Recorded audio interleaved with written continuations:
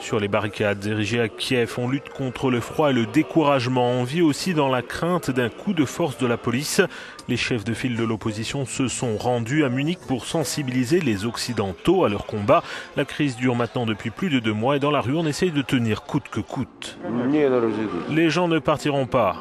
Personnellement, je ne partirai pas tant que les autorités n'auront pas été remplacées. Ils sont des milliers ici comme moi. Nous resterons jusqu'au bout, dit cet homme.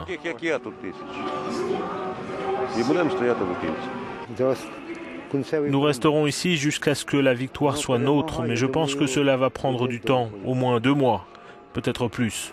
Mais nous devons rester.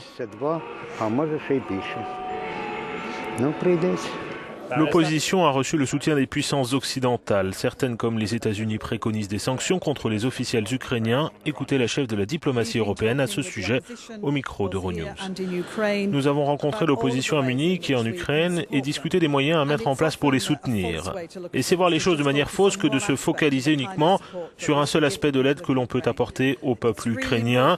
Il est tout d'abord très important que la violence cesse en Ukraine et que démarre un dialogue constructif, que les questions de la réforme constitutionnelle ainsi que le rôle du Parlement soient abordés. Il faut aller de l'avant pour que les gens puissent avoir confiance en la transparence et l'ouverture de ce processus. Ce dimanche, l'opposition tient une fois de plus un grand meeting afin de redonner confiance et espoir aux manifestants. Домашньому правді згадується за вас.